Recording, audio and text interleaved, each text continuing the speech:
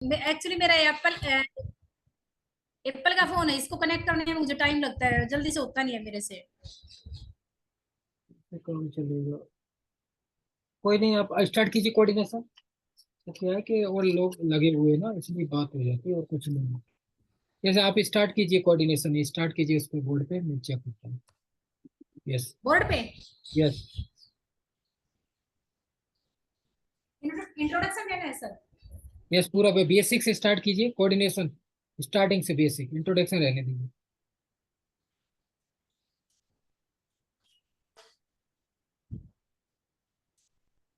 Coordination. Yes.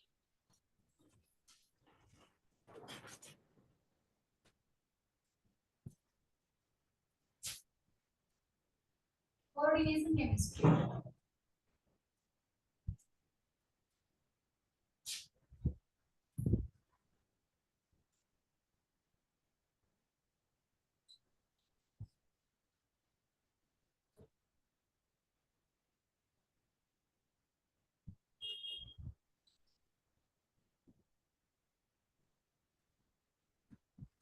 Coordination chemistry क्या है? It is the backbone of the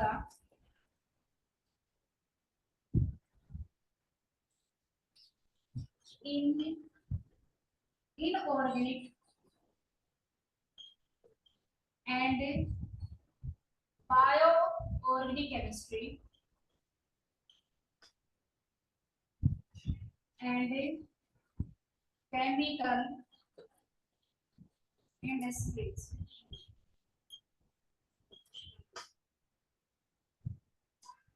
Is called coordination chemistry.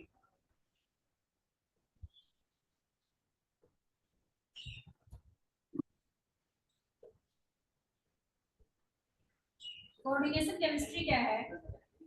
Backbone है bio inorganic and organic and chemical industries का हम coordination chemistry कहेंगे।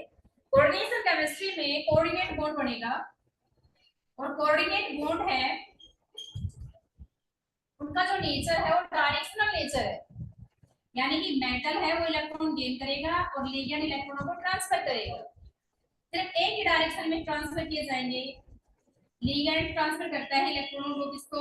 Metal को। तो metal क्या है? Lewis acid. और लिगेंड्स क्या है? Lewis base.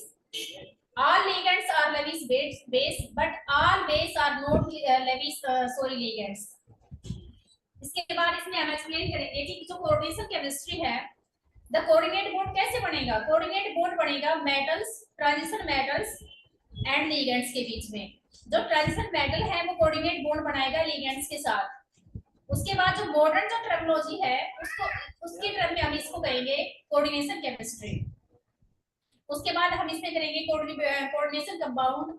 तो वी नो कि कोऑर्डिनेशन कंपाउंड क्या है। हमारे डेली लाइफ में कोऑर्डिनेशन कंपाउंड कैसे इन्वॉल्व होते हैं, जैसे कि भाई हमारी बॉडी में हीमोग्लोबिन है, तो हीमोग्लोबिन में क्या प्रेजेंट होता है? आयरन। तो आयरन के साथ जो हीमोग्लोबिन बॉन्ड बनाएगा तो वो कोऑर्डिनेट बॉन्ड है। उसके बाद भाई हमें पता है कि जो प्लांट्स होते हैं उनके अंदर क्या प्रेजेंट होता है? क्लोरोफिल। और क्लोरोफिल में जो मेटल प्रेजेंट होता है वो मैग्नीशियम मेटल रहेगा। उसके बाद हम बताएंगे साइनोकोबाल्ट एमीन या विटामिन बी 12। विटामिन बी 12 होती है, ये उसको बोलते हैं साइनोकोबाल्ट एमीन्स। उसमें जो मेटल प्रेजेंट होता है जो कोऑर्डिनेट बॉन्ड बनाएगा वो कोबाल्ट मेटल है। उसके बाद इसमें कोऑर्डिनेशन केमिस्ट्री में हम डीपली डिस्कस करेंगे कि जो अल्फ्रेड वर्नर आया, अल्फ्रेड वर्नर ने सबसे पहले कोऑर्डिनेशन कंपाउंड के बारे में बताया कि कोऑर्डिनेशन कंपाउंड है उनका स्ट्रक्चर क्या है, उनकी प्रॉपर्टीज क्या है, कोऑर्डिनेशन कंपाउंड बनेंगे कैसे। तो एल्फ्रेड वर्नर काम किया था 1866 से 1999 के इस ईयर में उसने काम किया सबसे पहले कोऑर्डिनेशन कंपाउंड के ऊपर। उसने कोऑर्डिनेशन कंपाउंड की कैरेक्टरिस्टिक, उनकी प्रॉपर्टीज, कोऑर्डिनेशन कंपाउंड कैसे बनते हैं उनके बारे में बताया। फिर उसने बताया कि जो मेटल है या कोऑर्डिनेशन कंपाउंड उसमें दो टाइप की वैलेंसी होती है, प्राइमरी वैलेंसी, प्राइमरी वैलेंसी। उसके बाद इसमें आएगी सेकेंडरी वैलेंसी। जो कोऑर्डिनेशन कंपाउंड है उसमें वैलेंसी बताई दो टाइप की, प्राइमरी एंड सेकेंडरी। उसके बाद उसने बताया जो प्राइमरी वैलेंसी होती है वो आयोनाइजेबल है।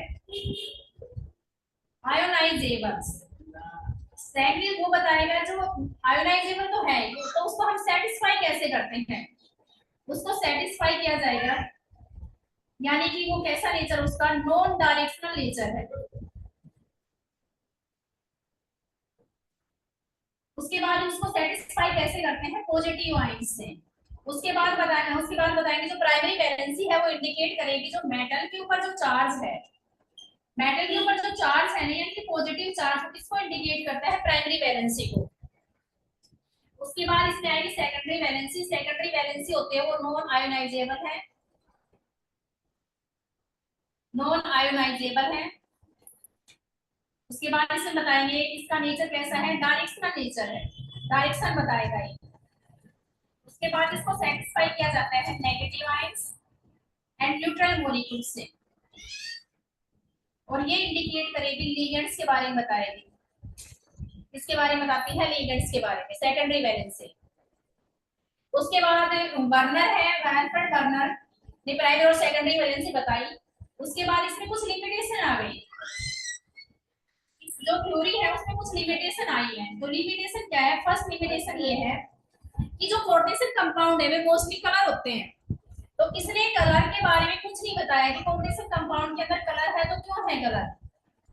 उसके बाद बताया कि जो कोऑर्डिनेशन कंपाउंड है उनका जो नेचर है, उनका जो नेचर कैसा है, मैग्नेटिक नेचर है, यानी कि magnetic and optical properties can not explain by coordination compound. उसके बाद इसने ये नहीं बताया कि कोऑर्डिनेशन कंपाउंड का डायरेक्शनल नेचर है, तो डायरेक्शनल नेचर क्यों है, क्या रीजन है कि वो डायरेक्शन को बताएगा। ये लिमिटेशन है वर्नर थ्योरी की। उसके बाद इसमें अगर हम और भी डिस्कस करना चाहेंगे तो हम बताएंगे, सबसे पहले हमें ये पता होना चाहिए मेटल्स क्या है, लिगेंड्स क्या है, काउंटर आयन क्या है, कोऑर्डिनेशन नंबर क्या है, कोऑर्डिनेशन पॉलीहेड्रॉन क्या है, ये सब। तो इसमें सबसे पहले हम डीपली डिस्कस करते हैं। तो सबसे पहले हम बताएंगे मेटल्स क्या है, मेटल्स क्या है। उसके बाद इसमें बताएंगे लिगेंड्स। उसके बाद बताएंगे इसमें कोऑर्डिनेशन स्फीयर क्या होता है, कोऑर्डिनेशन स्फीयर क्या है। एंड उसके बाद इसमें है काउंटर आयंस, काउंटर आयंस क्या है। उसके बाद इसमें एक्सप्लेन करेंगे कोऑर्डिनेशन पॉलीहेड्रॉन, कोऑर्डिनेशन पॉलीहेड्रॉन क्या है। तो मेटल क्या है, मेटल्स वो रहेगा जिसपे पॉजिटिव चार्ज रहेगा, वो मेटल है। which attach the large number of the groups is called ligands। जो large number of the group को अटैच करता है उसको हम कहेंगे ligands। मेटल किसके साथ अटैच होगा, ligands के साथ, यानी कि इसको बाउंड करता है ligands। उसके बाद ligands क्या है, जो मेटल्स के साथ जो अटैच होंगे, जो इलेक्ट्रॉनों को डोनेट करेगा, वे ligands है। लिगेंड्स का नेचर कैसा है, बेसिक नेचर है। मेटल्स का नेचर कैसा है, लेविस एसिड का काम करेगा, जो इलेक्ट्रॉनों को एक्सेप्ट करेगा। उसके बाद हम इसमें एग्जांपल लेके दिखाएंगे, जैसे Fe cyanide molecules 6 and 4 negative charge है। तो यहाँ पे आयरन क्या है, आयरन पे चार्ज कैसा है, 2 पॉजिटिव चार्ज है। किसका काम करेगा, ये मेटल है, ये मेटल है। और यहाँ पे जो साइनाइड है ये किसका काम करता है, ये लिगेंड्स है। और जो मेटल्स और लिगेंड्स को जो enclose in the square bracket, metal और लिगेंड दोनों अटैच है एक दूसरे से, वो इनक्लोज कर रखे हैं, बंद कर रखे हैं स्क्वायर ब्रैकेट को, उसको कहेंगे हम कोऑर्डिनेशन स्फीयर। उसके बाद है इसमें काउंटर आयन। ये आयन जो आउटसाइड प्रेजेंट हो गए कोऑर्डिनेशन स्फीयर से, जो आउटर साइड में प्रेजेंट हो गए, उसको कहेंगे काउंटर आयन। जैसे कि यहाँ पे, जैसे कि हमने और एग्जांपल देखे, जैसे कि F4 प्रेजेंट होगा कोऑर्डिनेशन स्फीयर से बाहर, तो पोटेशियम किसका काम करेगा, यहाँ पे काउंटर आयन का। उसके बाद कोऑर्डिनेशन पॉलीहेड्रॉन्स क्या है, कोऑर्डिनेशन पॉलीहेड्रॉन्स बताएगा spiral arrangement of the atom या ग्रुप ऑफ द एटम। जो अरेंजमेंट है ना एटम का या ग्रुप ऑफ द एटम का, अरेंजमेंट को क्या बताएगा, कोऑर्डिनेशन पॉलीहेड्रॉन्स। उसके बाद कोऑर्डिनेशन पॉलीहेड्रॉन्स में हमें वेरियस टाइप के हम शेप देखते हैं, जैसे कि इसमें हम कोऑर्डिनेशन पॉलीहेड्रॉन में वेरियस टाइप की, जैसे टेट्राहेड्रल कैसा है, ऑक्टा किस फॉर्म में मिलेगा, स्फीयर प्लेनर कैसा है, ट्राइगोनल बाइपैरामीटर किस फॉर्म में मिलेगा। तो इसमें हमने ये जैसे कि ये बताना है कि जैसे आयरन है या कोई भी मेटल है, जैसे हमने ये मेटल ले लिया और यहाँ पे इधर ऊपर की साइड में इधर ये बता रहा है अबाउट द, ये बताएगा अबाउट द प्लेन, ज्योमेट्री को बता रहा है, और ये बताएगा बिलो द प्लेन। और ये इसकी जो शेप रहेगी वो कैसी है, ऑक्टाहेड्रल। ये कैसा है? उसके बाद इसमें टेट्राहेड्रल में मेटल, ये अबाउट द, ये